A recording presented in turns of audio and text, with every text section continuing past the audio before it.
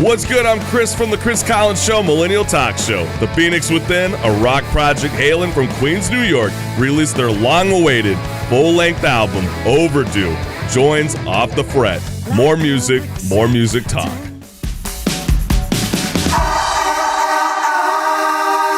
What's good, listeners? Our guest joining us from Queens, New York is four-piece rock band, The Phoenix Within, to discuss their long-awaited, full-length album, Overdue, out now wherever you listen to music. This is Off the Fret. More music talk.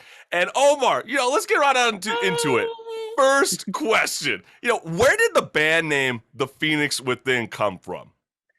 The Phoenix Within came because of a conversation I had with a friend of mine. At the time, he was also a roommate.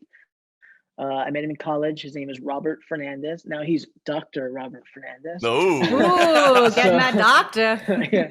One day we were sitting around. This is like undergrad time. We were studying, eating a shit ton of pizza and wings and just stuff that I can't do anymore. Where does the Phoenix come from? I'm still not hearing it. Where did the Phoenix I got the within. You're eating chicken within the belly.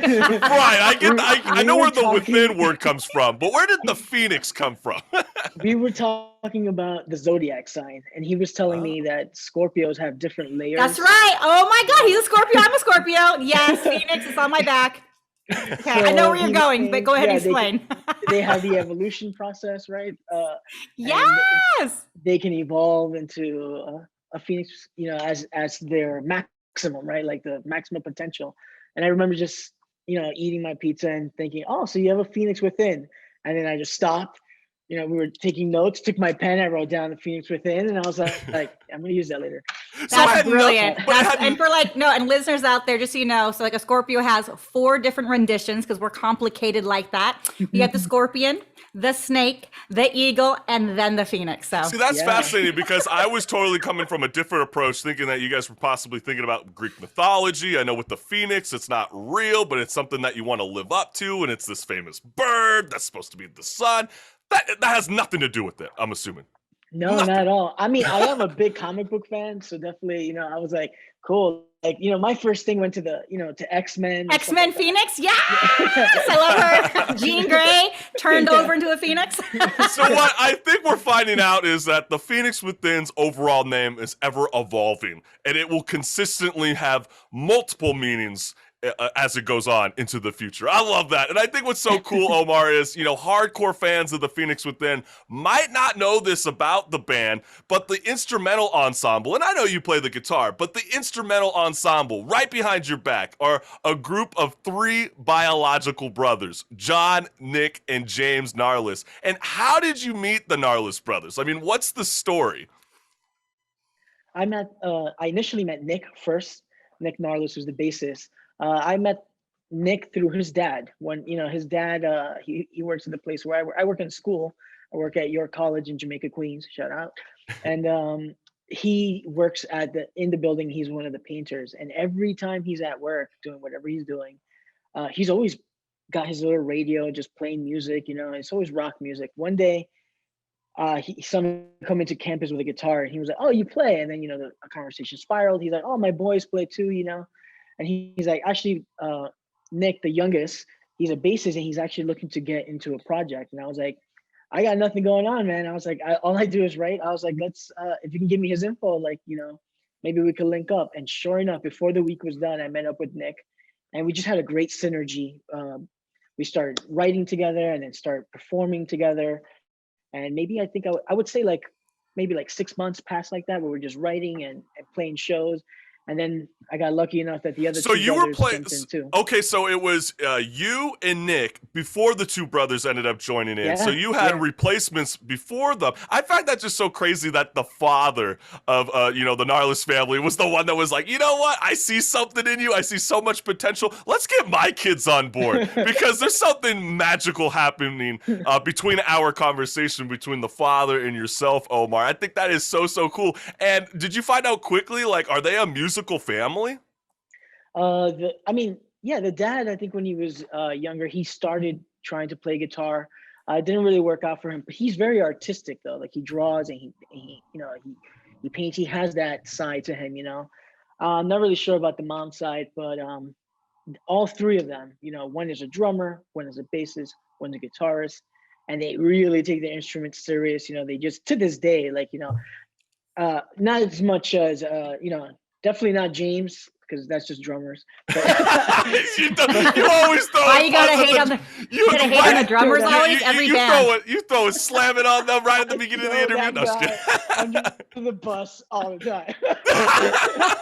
Yeah, they're just like, hey, just let me know when you guys have already got all the guitars tuned and everything, and then I'll come in and start slapping my toms and bass, and then I'll get tuning, for the live gig. This caveman with his sticks. I love that, Omar. That's so funny. And you know what, Omar? We're about to be playing the opening track from your brand new LP, Overdue, called Copycat, which is like the perfect song to prepare us for what's to come from the rest of the record. So talk to me about what this song is all about.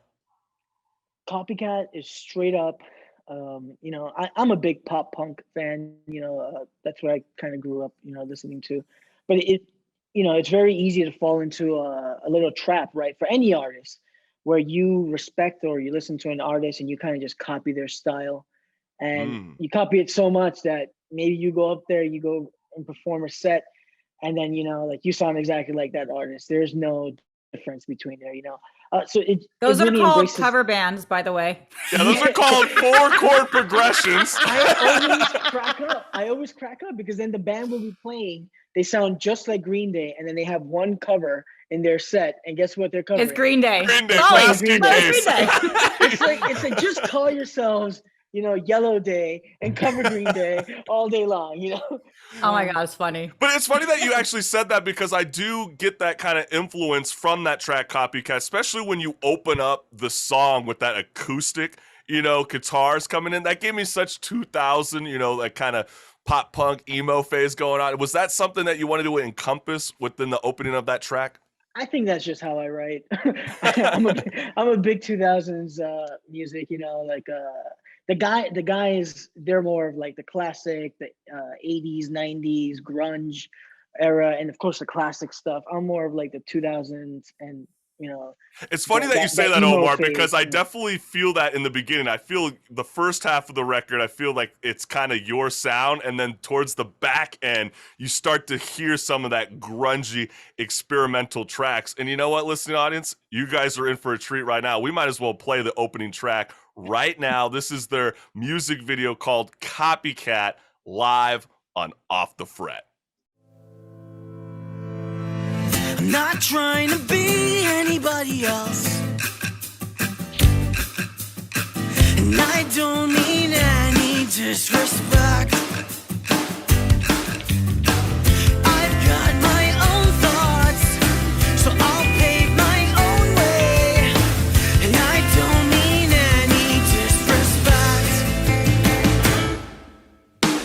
There's a million of them, but only one of you. Why can't you do your own thing? There's a million of them, but only one of you. Why can't you do your own thing? There's a million of them, but only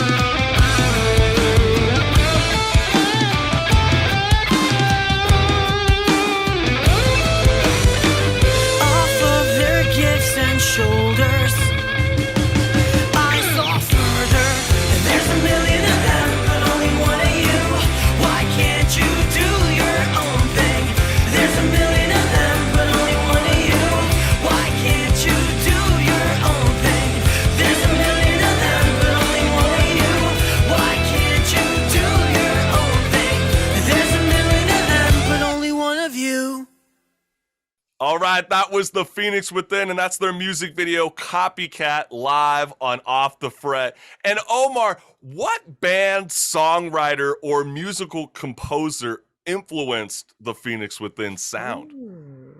I have a few. For me personally, for me it's The Killers, uh, Dashboard Confessional, Coheed and Cambria, The Used, Silverstein, uh, and of course all the others. Like I listen to like salsa, bachata, like a lot of rap and hip hop. So I love like the lyrical game. I love people who can just say something like "I love you," but say it like fucking weird. Like That's one thing I like about a lot of your lyrics, because they actually have meaning behind them and there's like a story tell behind it. It's not just repetitive, the same over and over again. It's one of the reasons why I like your music so much. Absolutely. And Omar, when the Phoenix Within come up with new material, what formula do you follow when the band writes songs? Nothing really changes. Actually, Really? Nothing? I thoroughly enjoy that actually, because I take it as a challenge. Like it's like I know that it won because of their background and their references and the stuff that they listen to, their influences. I know it's going to be differently written than what I would do. So I take it as a challenge. I'm like, okay, how can I infuse this with me? Like, what can I put into this? Like, how will my origins, and my, influences influence this song? And I thoroughly love that. Like, Did I that love come at sitting a down. did that come at a later end though, Omar? Because I know, like, obviously, my first reaction was, was it the three brothers? Do they collaborate and then present new material to you, or is it the complete opposite? No, it's all of us. Like, so Nick writes, John writes a lot. I When write. you say write, Uh, is it writing the music or is it writing the lyrical music content? musical elements for sure. They don't really do lyrical stuff. John and Nick will tell you that they don't. John, Nick, and James will tell you they don't sing, but they do. Like they just don't do it up front. Like they, but they don't do lyrics. They don't do lyrics. They don't sing. They just stick to the musical elements. Just But to that part of the what about creation. from a singer-songwriter perspective? I mean, what comes easier for you in The Phoenix Within? Is it creating the music or is it writing the lyrics? Either or, I'm down for either. Really? So Yeah, yeah. it's just kind of like in the moment, like if you hear something in your head, are you that Oh kind of yeah. individual that's like, I got to go run immediately to the guitar or grab my notepad, or are you using the iPhone app, to write lyrical I will content? I will do whatever's in my in my. I've had I recently if I have a dream, like sometimes I'll be dreaming, right? Like I'm fucking weird like that. I'll be Okay. sleeping. I'll have a dream where I'm just processing something, like whether it's something. Let's say they send me a track, and I'm just like, I listened to it the first time, and I'm like, I know I dig it, but I just couldn't, Okay, lay that's something actually a over it. really funny point that you're bringing up, Omar, because like what happens if like you got the three biological brothers, they're really fucking with the tune that they have going on right now, and then they present it to you, which you are the vocalist, and you have to be grooving with it to be able Yeah. to be singing those vocal melodies. Have you guys had those kind of conversations in Oh the yeah. past where you're like, Oh yeah, for I sure. just can't roll with this? I mean, this might work Yeah, for. yeah. We have tons, like How do you work John through that though? John and Nick, for example, they have a hard drive with just songs, and then they're just numbers. Number 32, number 31. Maybe it's a verse and a chorus. Maybe it's a chorus and a bridge. Like whatever it is. So we'll go through. Initially, we went through that. Hypothetical is a perfect example of one of those where they had this thing and they're just like, we have this one song number 23 or whatever the fuck it was, and then they play it, and I'm just like, that shit is fucking fire. Like, and they're like, no, we don't know. We have Yeah, to, you it are doesn't always your necessarily own worst fit the critic. flow for the record. Yeah. And I think it actually helps out too. Like you said, they have a plethora of music. So it's not just like we worked on this one song and Omar, you're going to do it because it's the only one we have. They're like, okay, Yeah. cool. Next. Yeah, it's just Next. like move on, Mhm. or it might be a fact that like I'll play some, or they'll have something, and I'm like, this thing sounds good, and I'll just run with whatever emotion or whatever ideas come to mind, lay something on top of it, and then they're like, it doesn't really complement it. It doesn't really fit, and so we'll scratch it. Like I'm quick to scratch. I'm just like, just write another one. And you know what's really funny? Oh, go ahead, Marissa. No, and that's the same thing. It goes back and forth because you write so much. And this is like for all those up and coming artists out there, like the more content you have, the easier it is to just go, great, not working, check the ego and keep it rolling. That's it. Yeah, it's like, that's it, you know? And you never know, like maybe the song just needs to breathe, like let it sit for a little while. Maybe later it'll click. Maybe you'll find a different melody or a different counter melody, like that'll make it work, you know? Like Pessimist was one of those tracks. Like it was just, initially it was like, you know, even the outro part of the song. And we'll definitely be talking about that later, no problem. But you know what's, it's funny how you were talking about how you guys are always dissecting, you know, songs and breaking it down. There was something I noticed that I was laughing about that I feel like needs answers, because I knew this track before you guys released the album, and it's called South Ozone Park.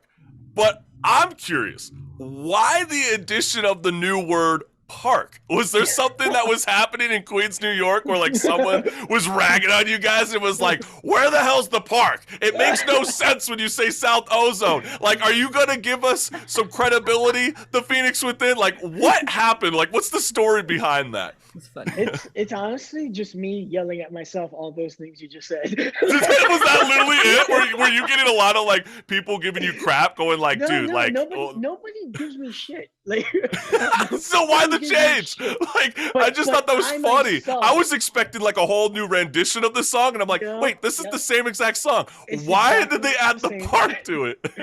So the full city, right, is South Ozone Park, you know? But in conversation, when you're talking to somebody here, like from here, you know, you're from either Forest Hills or Jamaica, Queens, you just shorten, you just say South Ozone. Where are you from? South Ozone, you know? So they already know, oh, South Ozone Park, you know? And I was just like, you know, I realized when I released the song the first time, I just called it South Ozone, you know, and that's what we called it in practice, you know, when we were in sessions and stuff. And then when the song finally got released, even though I made the fucking logo and the fucking album art, I didn't even really, I just went South Ozone, South Ozone, South Ozone. And then after it got released, day of release, I'm like, why the fuck did I call it South Ozone? It's supposed to be South Ozone Park. So now we all know. And now I finally got to fix it, and I feel great about it. So Funny. thank God there's some reassurance happening between It's Omar and the Phoenix Within. No, it's just some OCD shit. Well, you heard it first from Omar Feliciano. But you know what, Marissa? Let's show the listening audience what's good by playing the Phoenix Within's music video, South Ozone Park, live on Off the Fret. Hand-me-downs and throwaways, dirty kicks and layaway. A single mom struggling to keep her kids from suffering. 100, 226, JHS, and all the friends who understood the need to look ahead. Shout it out, shout it out! Public schools on a boulevard gave me spine and confidence to do the things I love to do, regardless of the consequence, because we are all we have. So be the person you needed when you were young. A dad who drank and barely spoke, beat his wife and robbed us blind, left 2 girls and a boy with such a void. But a contractor, a nail lady, a car wash and a pharmacy all taught me how to work towards what I want in exchange for cash. Public schools on the boulevards gave me spine and confidence to do the things I love to do, regardless of the consequence, because we are all we have. So be the person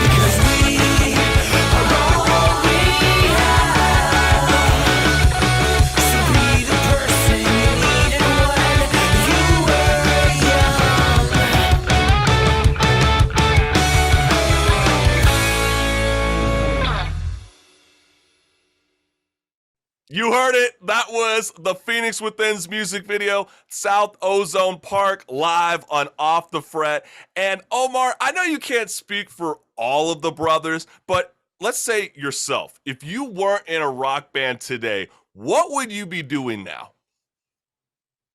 I'd be doing, if I wasn't in a rock band right now, gee, that's really hard to say. No, I'd be in the sciences. So I work as a lab technician over at York College in Jamaica, Queens.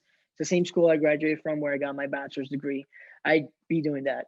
I still am doing that. That's amazing. So you're still able to live out your musical career while being a scientist. I find that just totally insane. That's so cool. You remind me of the guy from the Offsprings. You know, the lead vocalist. He has a master's in biology. Yeah. Right. I almost want to say player. that the lead vocalist in Bad Religion as well. Yeah. You know, it's just So one of those. There's a few of us out there.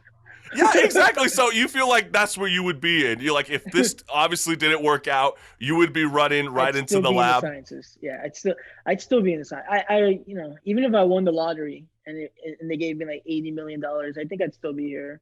So just like doing stuff in the lab. Well, I mean, yeah. You have your own everything's gonna be a lab, pet though. For $80 million, you'd have your own lab in your like basement. Yeah. Like, where's Omar? In his basement. Omar's living the gig economy. That's what he's living in. A stay-at-home scientist. Isn't that the life that we would all love? But what was the exact moment that you know that this is the career I want to choose?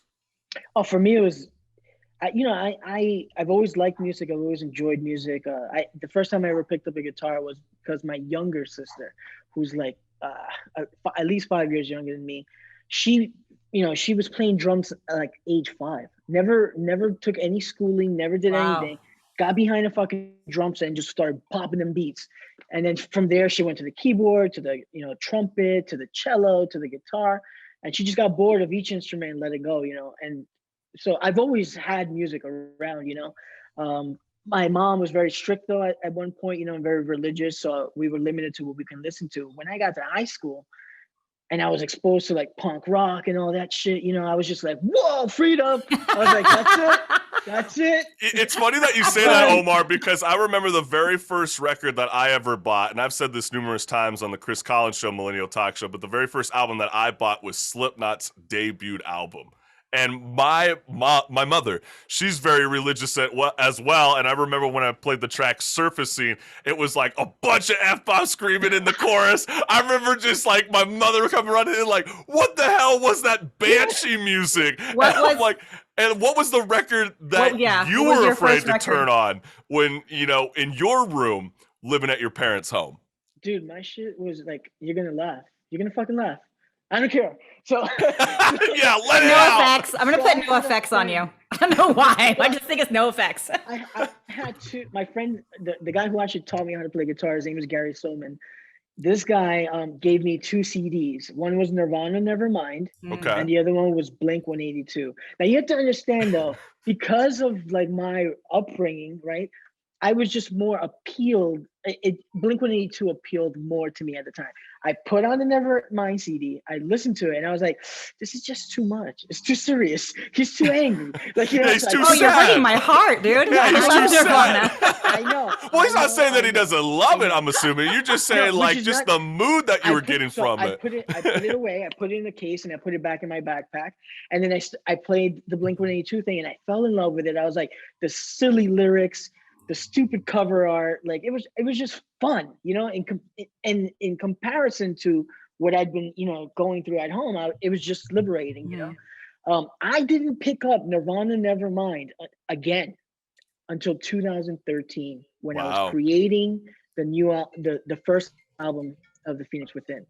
And I fucking fell in love with it. Like, so you had to grow, okay? I had to grow into Some of us are naturally, evolved. Well, because like the Scorpio, you just had to evolve some more. Exactly. So for me, it was like, it took me that long, like between, 2001, all that time till 2013, when I was just like, this shit is fire. Like, I was like, oh my God. Like, and then that just opened another gateway for me, even Slipknot. I didn't really listen to Slipknot until like 2000, maybe the same year, because I was just trying to bring in all these influences and just flood my mind, and it just really helped to listen to things that weren't what I was listening to normal. Well, I think that is such a great comparison, especially the Blink-182 record and Nirvana's Nevermind. I definitely hear your side of the influence, especially when it comes from your lyrical content and instrumentally. And I know one of the tracks we're going to be playing is Daddy Issues, and it doesn't really bring up any of those two bands. This is my favorite song. This one kind of starts my off with more favorite of that, ska rock vibe. It's very catchy, and then it's almost like, to me, when I heard it, it's almost like the verse is the match waiting to get ignited, and then right when the overdrive kicks in on the chorus, it really sets the tone. And but my first reaction was, who in the band has daddy issues? Every guy. I'm sorry. That's why I love the song so much. No, every guy has daddy issues. They refuse to admit it. They want to put all daddy issues on a female. And Omar, it's one of the reasons why I love it so much. You're like, that's right. I got daddy issues.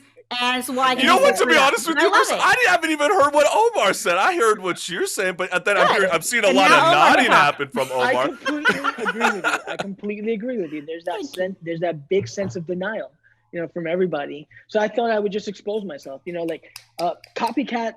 The first song is about authenticity in the artist. And I apply that to myself.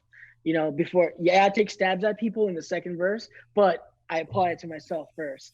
South Ozone Park is an origin story. It's about where I came up, the places I worked at to do what I can do, and continue to do what I love. Daddy Issues is just a self-reflection. It's an analyzation of myself. It straight up is. I love it. And it's why I love you, Omar. All females out there love you. Hey, that's what's good. And you know what? Let's play Marissa's favorite track off Overdue. This is The Phoenix Within, and that's their music video, Daddy Issues, live on Off the Fret.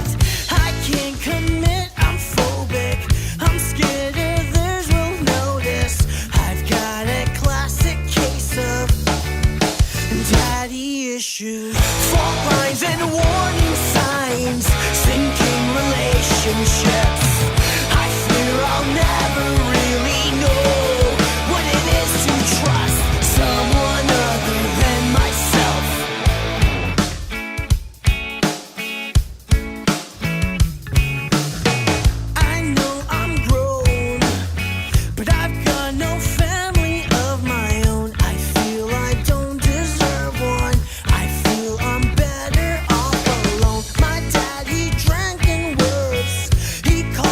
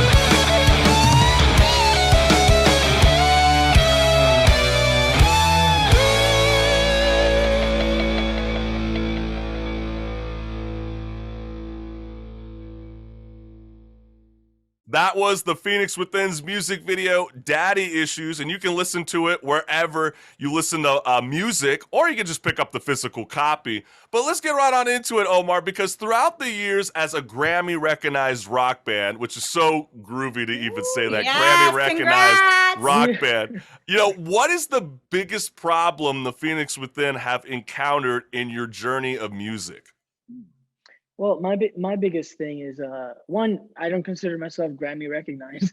Like, I will consider Well, you know, myself for your Grammy recognized. consideration, I mean, that's still a very big deal.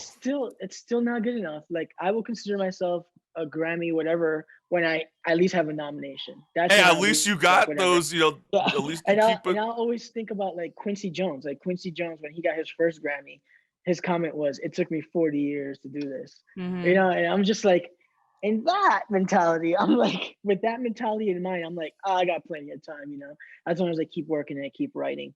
But one of the challenges that I feel like I always encounter is just people willing to take the chance on new music, you know. I think you absolutely have to do that because one of the news before we even jumped into this interview is that just this year alone, when it comes to the top 200 Billboard's end of the year charts, not a single rock album from 2021 made the 200 charts. And last year in 2020, Ozzy Osbourne's Ordinary Man made 199. Like, he barely squeezed it in. So Which when is you crazy. hear, It's a fabulous album. it's a Fabulous. a Like, so phenomenal record. Yeah. And so when you hear that, what is there something that you would like to see change in the music industry? I know, like, back in the early days, I mean, it really relied on the physical copies, but obviously with the streaming going on and taking in YouTube views now is a big major thing. Are you in line with this? You know, do you feel like it's a fair assessment? I think you know, it's just one of those industries that's ever evolving, and we just gotta kind of go with it, you know. Music is always changing, it's always evolving, and you just gotta be willing to embrace that change, you know. And I'm not saying you should change yourself to sound like Billy Elliot. I'm not saying that at all. Actually, you can hear, you know, the people who write that music, you can hear their rock influences in there, you know, like you just gotta keep doing. If you really believe in your music and in your art, you just gotta keep working it. It just comes down to that. You know, Yeah, like, it will get absolutely. better. It will get better. Streams and stuff. I mean, even Adele, I think it was in the New York Times, I think this weekend, they were saying how she barely made like they made it like such a big thing. They're like, she only got like, what was it, like 900,000, I know, right? Trying to make it seem like she's like, oh my gosh, compared to the last record, Only. she's not She nearly didn't hit pulling a it. It's like, million. have they not realized that, like, we've been in the middle of this pandemic that just seems like it's just never gonna go away, and like Yeah, it's and I'm like, absolutely ruining the live entertainment aspect of everything? I'm like, for a little guy, 800,000 something streams is a Well, fucking lot. Well, Omar, I think that's such a funny point that you bring up because it's like you don't think that the people behind the scenes for Adele's team is going, why don't you take up that Las Vegas residency? Like, why not? Because the live industry gig is shot. It's dead. I mean, they're trying to make a revival in 2022. And I know you guys have had a few festivals that, you know, we'll be talking later into Off the Fret. But is there one thing that you would love to see change in the music industry, and what would that be? Honestly, it's just it's always going to be about. I feel like I would be talking about more than what I actually know. You know, it's You're one of just those things slowly where kind of just taking it in. I'm learning as I go. It's just one of those things, you know. Like I remember the first time we ever submitted something, you know, like we had like maybe like 0 votes for it, you know, and this year we had a few votes, you know, and it's like all I know, it's like all I can tell you with certainty is that if it's meant to be, it's gonna be because of the hard work that's being put in. Like I really, if this is the system, this is the fucking system. Yep. Uh, Luck if I can happens wave when a- opportunity and preparation meet. if I could wave a magic wand, then what would be the point of all like the sacrifice? I don't, you know what I mean? So it's like I can't really make the connection there. It's hard for me to do that. Like who wouldn't, you know, want to wave a wand and be like, all right, we sold 1 million. Like, you know, of what? Like of why? Like I'm Yeah, more interested in the process what was in the content, what The journey versus the end result. What made those lyrics? What made that story? As opposed to like, oh, if I can change it, then I would have no more pop. And it'll only be rock. Right. I don't want that either because I fucking listen to pop. I love what's popular, what's trending. I don't care like if the new stuff is only like 3 chords. I don't fucking care. That shit sounds tight. Like it is what it is. Right, absolutely. And I know, as you were saying earlier, it's like as you go on through a band, and you guys have been a band for almost a decade now. I mean, you guys formed in 2012, and even during that, those 10 years, I mean, there's so many moving parts happening behind the scenes. And one of the more eye-opening headlines to occur this month in the music industry was glam rockers Motley Crue emerged from retirement recently, not to play live shows or live music again, but to secure their financial futures. And the 4-piece act have apparently pocketed a staggering $150 million for the sale of their back catalog to PMG, including the studio albums, live albums, and compilations. And that's $37.5 million each for each band member. So with that being said, has the Phoenix Within considered selling your song catalog? To who wants it? He's a little early to ask that question. Send it my way. So you guys are more than willing to just sell the back catalog of you guys' music? I don't know about Overdue, right? Because that would involve a conversation with the other 3 guys, right? Absolutely. But definitely anything that I did myself before Overdue, why the hell not? Like, I don't see why not. Yeah, because it's like Motley Crue, they aren't alone. I mean, we're seeing Imagine Dragons, Bob Dylan, Neil Young, and Fleetwood Mac, to name a few. Shakira, right? They have all sold their song Wu-Tang, catalogs. Bro, Wu-Tang did too. And get this, Omar, this is pretty insane because the Hypnosis Songs Fund, which buys hit catalogs and then gives investors the chance to make money from the royalties, also spent about $670 million from March 2020 to September 2020 alone, acquiring the rights to more than 44,000 songs. Isn't that insane when you hear that? I mean, are you afraid, as much as it's like, the artists are starting to recognize that, these streaming services I don't paying think it's about that. It feels like it's them grabbing a stronghold. Like, think about it, right? If music is ever evolving, now it feels like they can put a stopper and be like, it's kind of like putting they're pivoting everything into one zone, right? So it's like, as opposed to new music, new artists with new spins on stuff, that's kind of going to take a back hold, because it's like, here's this big company with a lot of muscle and a lot of connections with syncing into movies and shows, playing that same old stuff. And I don't mean that in a bad way.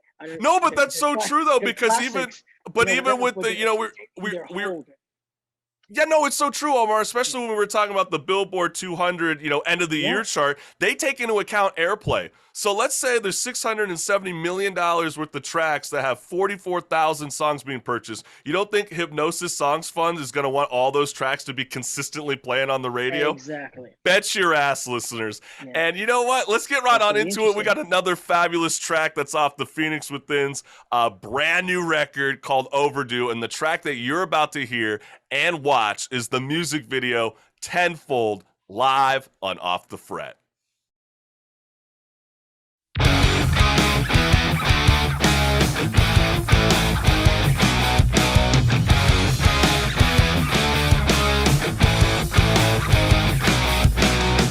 There's more weight in my words than you give me credit for, and with it, I'll crush you. I could be the bigger person and simply rephrase them, but I think I'd rather use them to hang you. This year's a constant cycle, this year's a constant struggle. Cause I feel that you hate me, so I hate you tenfold.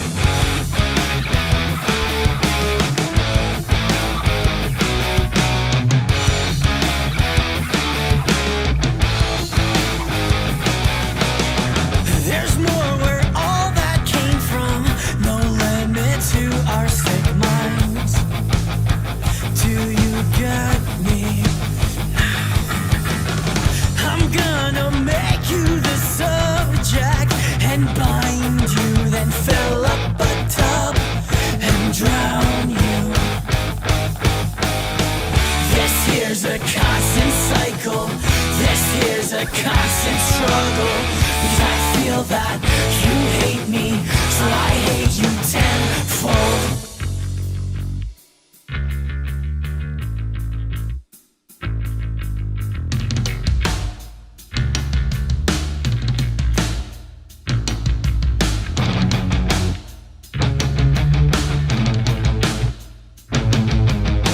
Darkness can't drive out darkness. Only light can do that.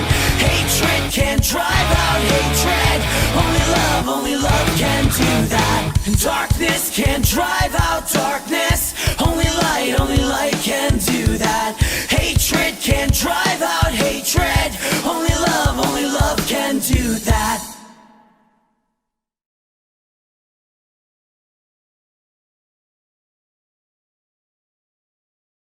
That was the Phoenix Within's music video, Tenfold, live on Off the Fret.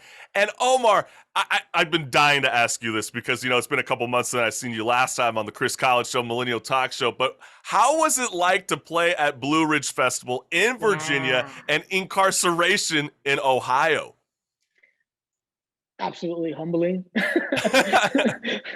Absolutely humbling. It was two crazy ass experiences.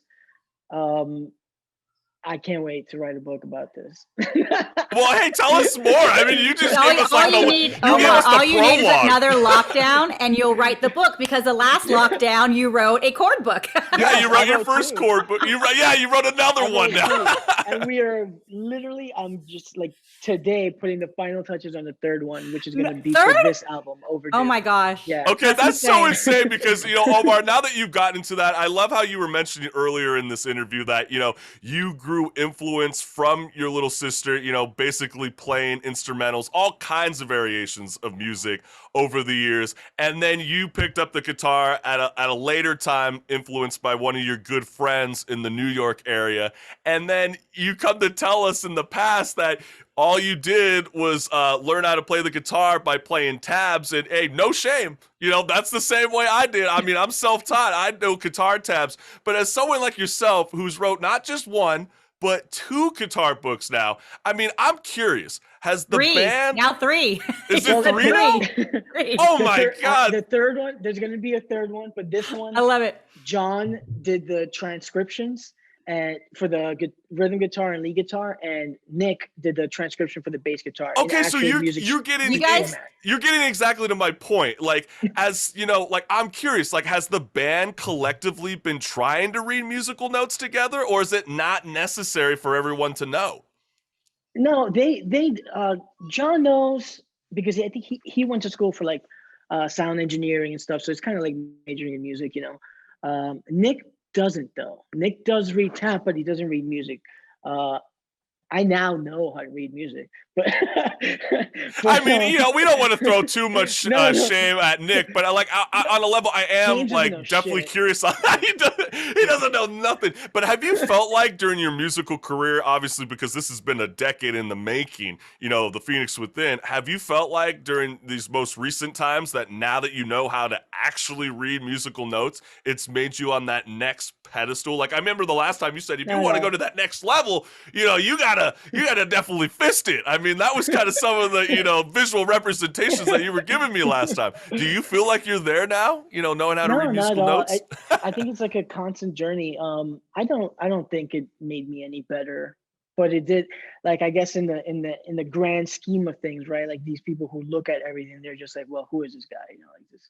Does he even know how to read music? I'd be like, yeah, fool, I know how to read music. Like, you know? But did it make me all that better? Absolutely. I don't feel like that at all, you know. Not at all. Well, what about, you know, live gigs and, you know, performances? I mean, does that help with like, you know, because I know like with myself personally, when I jump on to every live show, even like today, you know, I definitely get those jitters. And do you feel like now knowing how to read some musical notes, does that take away some of the performance anxiety, or like that never changes? I feel like that music part is like that reading of music and that writing and stuff. I feel like that's like for people who want to learn other people's songs. Like I'm not trying to learn anybody's songs. Like I'll listen to it. I'm not trying to learn how to play your stuff or cover your stuff.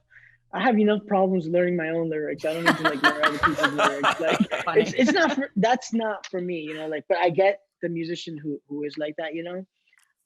So no, the Phoenix Within orchestra like Metallica did, you know, in San Francisco. None of that happening anytime I don't know. I soon. want to see the Phoenix Within's Green Day cover. Okay. Hey.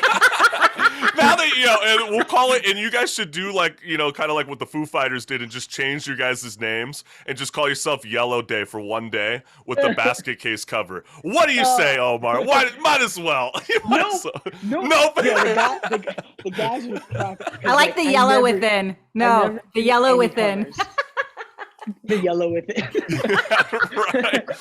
But I did want to know this, Omar, because, you know, you guys did play these two iconic festivals, you know, the Blue Ridge Festival and the Incarceration. And I know, you know, 2021 has just been so kooky for a lot of bands, especially because of this pandemic. And are you guys finding, you know, live gigs and tours profitable?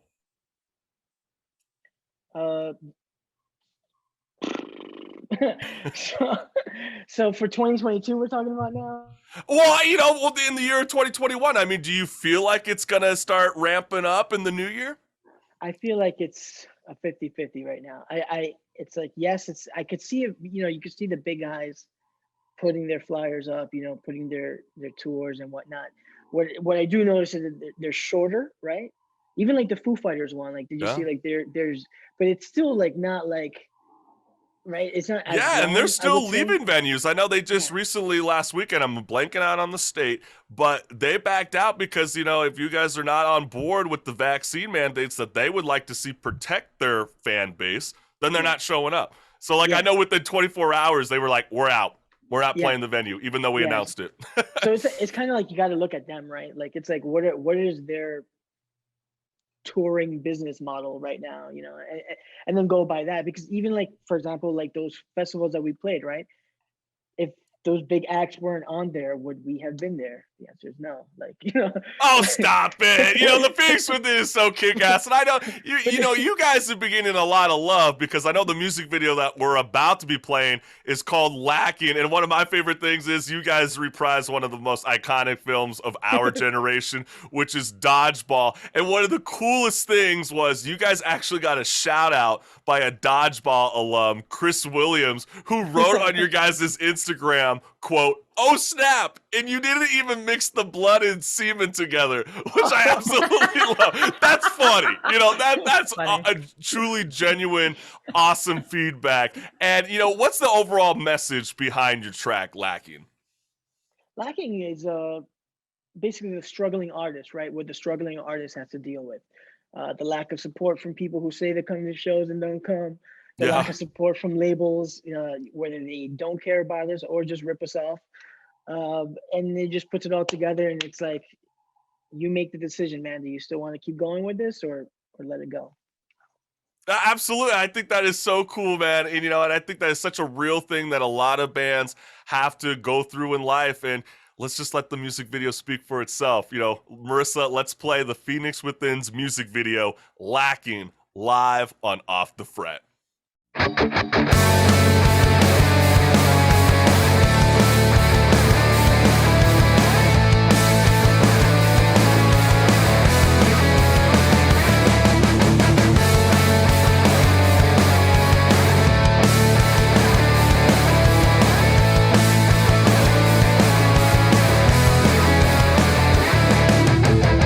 Lack of acceptance and no investments has left me here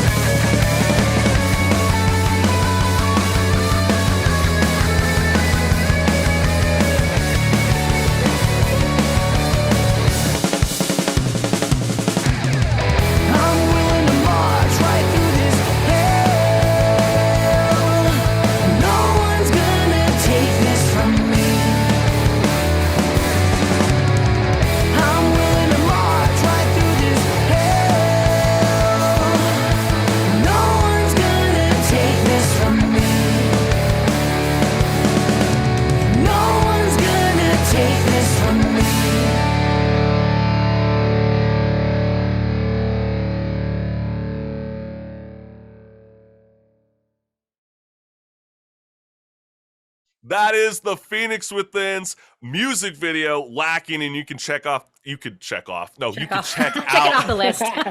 All you guys just made it sound even more naughty than what my wordplay was going with it. But, you can check out Lacking Your on their brand new... wordplay is better than your foreplay. Damn, girl. Damn, you just got me there. Okay, well I'll admit it. Marissa got me. But you can check out that song off their brand new full-length album, Overdue. And Omar, it's my understanding that with this record, Overdue was originally titled Overdue, like ending in D-O, not D-U-E. So why the last minute change to the record's name? You seem to have a theme with this, like South Ozone and South Ozone Park.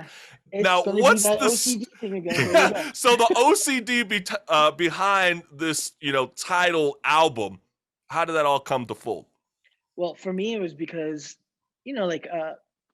when I wrote, for example, the first album back in 2013, it was like I wrote all the songs, right? And then I went to the studio and I spent a year recording it, but it was done.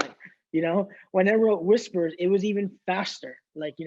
Whispers was a fully acoustic album, but I had the songs. I went to the studio and I was done within a few months. And boom, it was. Well, I would assume it's because you didn't have to worry about overdrive and drums and all that stuff. Right, and scheduling. And all that stuff. And then Overdue came, and it basically took us 3 years. From the time when I met Nick, the song processing, and then when the other two brothers, John and James, came, it's like it took us 3 years to compile these songs. And I'm just like, yes, we write all the time, but it was just something like, for me, I was just like, I'm not. It was long overdue, like the pun. I was like, y'all are slow. Y'all are slow. You're killing me. I feel your pain sometimes, Omar. I feel your pain. Is that something that you guys, because I know this took like 3 years to create this record. Is that something that you boys have discussed and go, when we make this next record, we're not nearly spending that much time the next time around? The opposite. I'm pretty sure they all said, we're going to take longer. Wow, that's intriguing. Well, record labels aren't going to like that. You got to change their mind, Omar. I was going to say, because I know a lot of these streaming giants, they clap back at artists like yourself and go, you guys are not going to be successful if you don't drop records every 2 or 3 years. I feel like that's a lie, though. I feel like it's like you have to give for example, I'll give you an example, right? So if you release an album, usually you release it and then it's followed by touring and shows. That element is fucking gone. We don't know.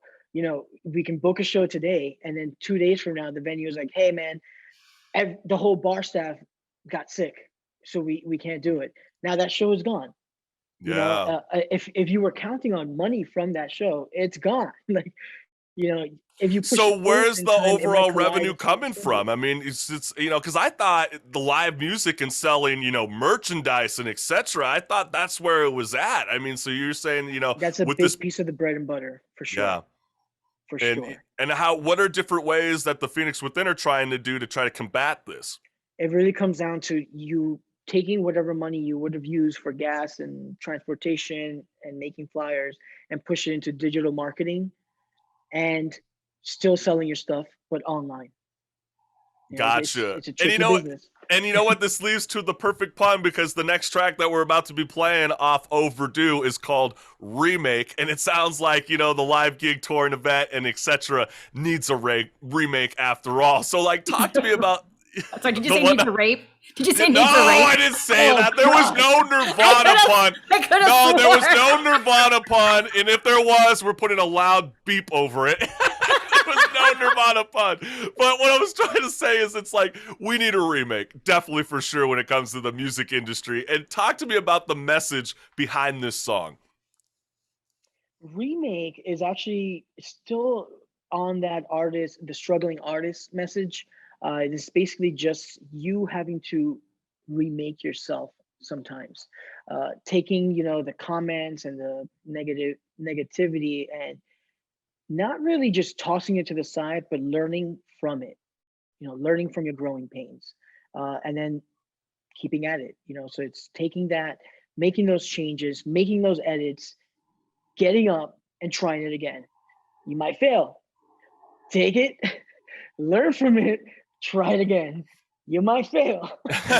No, I love that. I think that's so it. true. And I know a lot of artists, they tend to read their stuff and then some don't want to read their stuff. And I think, that's kind of an overall thing that I think is healthy and good for the artist, because especially when you're trying to build that fan base, you got to know where your fan base is trying to lead you at. And I think this is a perfect record that speaks for the times. I love this track, Remake. And Marissa, let's play the music video now from The Phoenix Within, live on Off the Fret.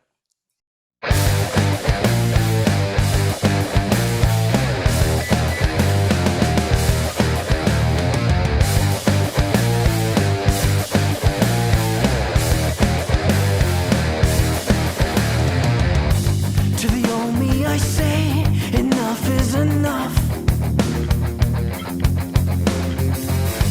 I'm turning the page and giving you up. I reach for the pen with vision in mind, casting out feelings and tragic remarks. 'Cause I woke up today completely refined with reason to live. I will not break, carry this weight for as long as it takes. Bend but not break, remember this pain, the way that it takes, as long as it takes. Carry this.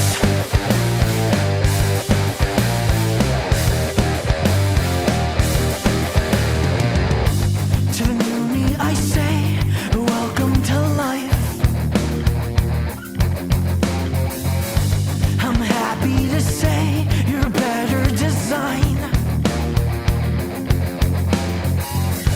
This world is a wreck, an unbearable mess, filled to the brim with cynics and fakes, completely resigned, devoutly inclined to counter and fight. I will not break, carry this weight for as long as it takes. Bend but not break, remember this pain, the way that it takes, as long as it takes. Carry this. I will remake, I will rebuild. I will rebuild, I will remake.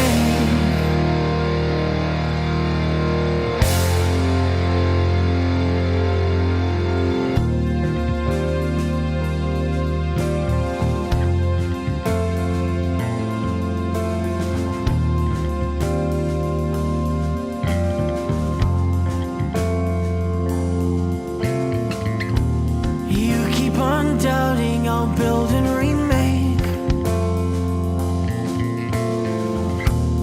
You keep on doubting, I'll build and remake.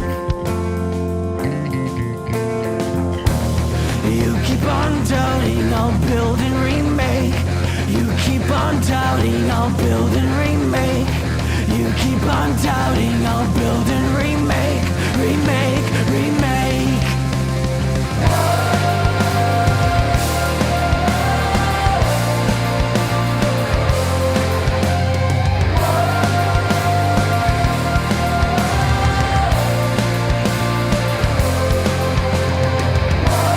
I will not break, carry this weight for as long as it takes. Bend but not break, remember this pain, the way that it takes, as long as it takes. Carry this.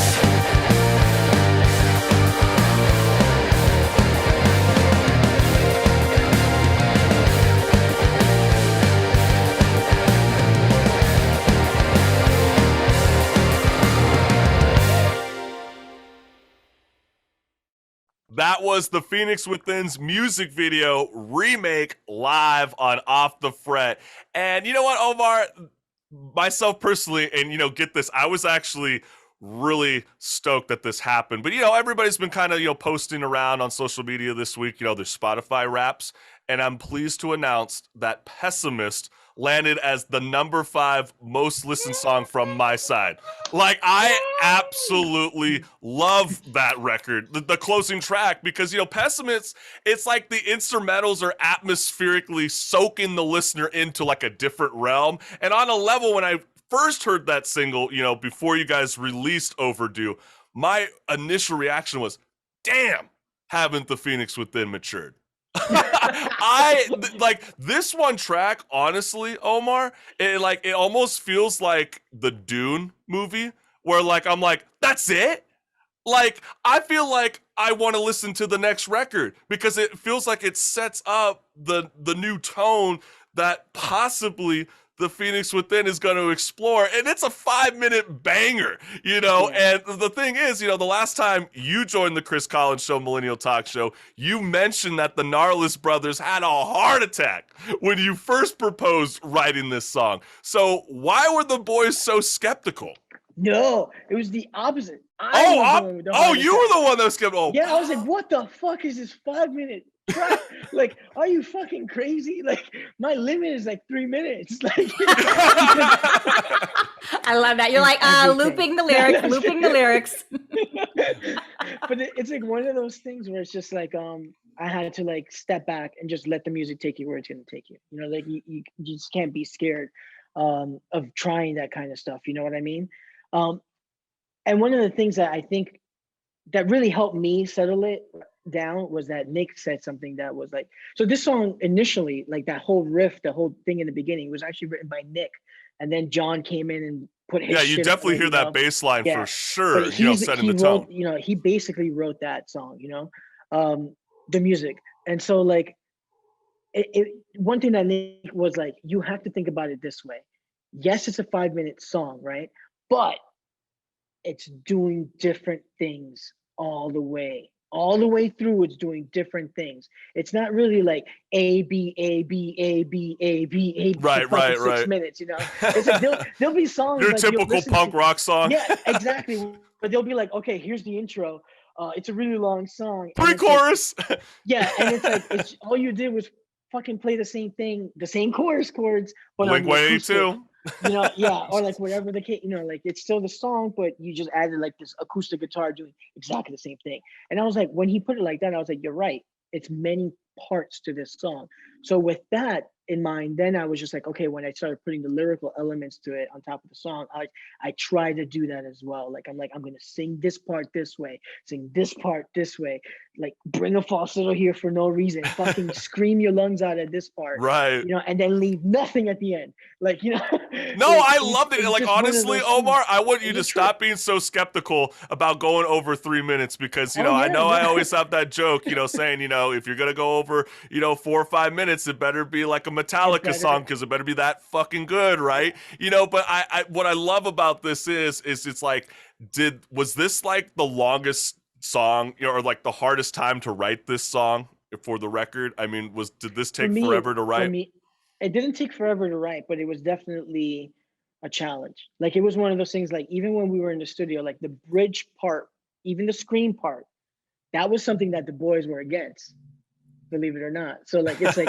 I went in and I was like, what if this happened here, and they were like, nah, like absolutely not. And then I went to the studio on a separate day without any of them. I fucking recorded the I love that. You're just like, I don't need you around here. I'm gonna do my thing. Just open your eyes. I recorded the parts and then I gave it to them and then I let them listen to it, right? Like, yeah, and I thought they were the heavy metal fans and they were the ones that were skeptical between their own band. Like, I don't know. But that's songwriting, right? Like that's how it is, right? It's like you're pushing each other, like you're pushing each. Like, I feel like it's a good push though. It's like you have to push those limits. I came from pop punk, like, right. It's like, pop punk / religious music. But it's almost like on a level, Omar, like you're in that pop punk world, but you're involved in the boys' world a lot of the times, and they got a lot of those, hard rock influences, and you picked up on that, and then you use it, and then you record it separately, and then bring it in, and they love it. I think that is so groovy. Sometimes you have to do things on your own to prove or to show that it could work. Like sometimes you never know unless you try. If you don't ask, you have to take that leap. You'll never know. Right? And I think that is so, so cool. And you know what, Marissa? Let's show the listeners what's good by playing the Phoenix Within's music video, Pessimist, live on Off the Fret.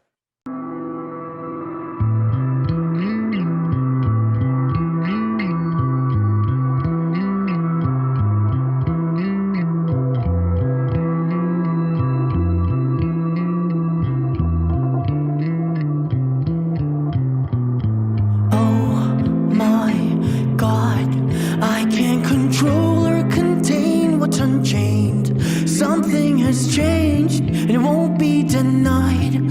Tossed to the side or left out to die.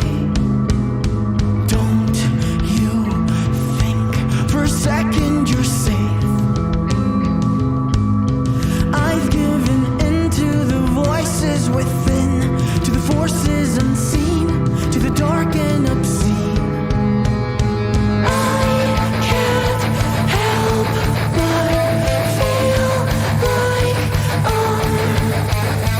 Parasitic worm, draining every ounce of your life. I am just a pessimist. The more I know, the less I see. Expect the worst, assume the hearse. Critique and judge to make things worse.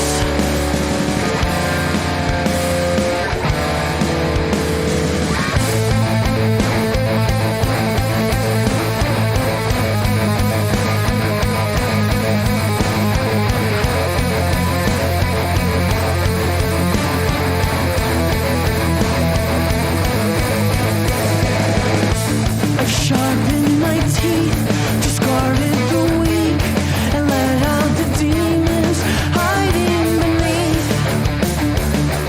They were hiding beneath, always hiding beneath. I can't help but feel like I'm a parasitic worm, draining every ounce of your life and your worth till you're one with the earth and the dirt. I am just a pessimist. The more I know, the less I see. Expect the worst, assume the hearse. Critique and judge to make things worse.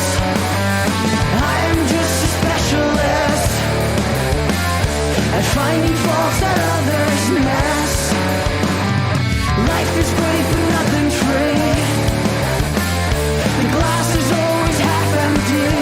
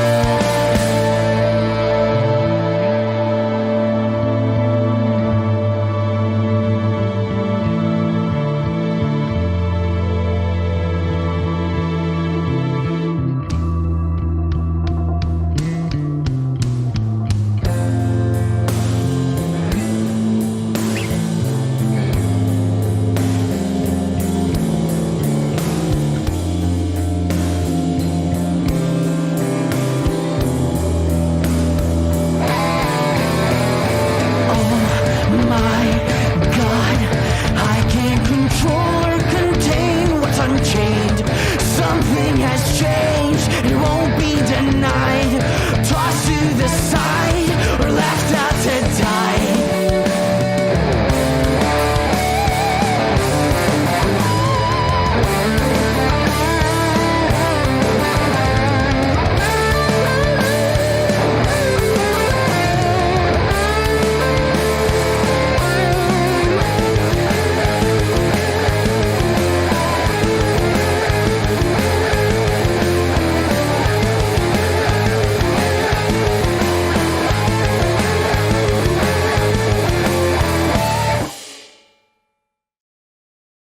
You just listened to the Phoenix Within's music video, Pessimist, live on Off the Fret. And I gotta say, right now, I need that guitar book pronto because I'm already trying to fix my bass right now.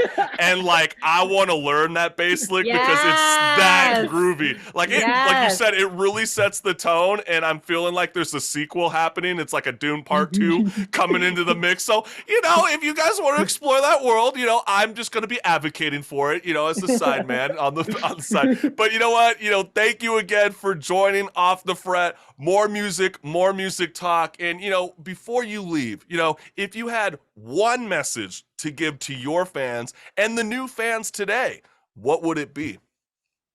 We're not stopping. We're already working on some more stuff. In answer to your thing, it is heavy. it's only gonna get heavier. Oh, that gets me so amped up. And it's again, we're always working. And you know, as always, we got to thank them for the support, for everything. You know, the first 7 days of Overdue, we broke over 300,000 streams on just Spotify alone. That's insane. Thank you. Like all we could say is thank you. Like to all the fans and all family and friends who are out there playing and streaming our shit. Like thank you.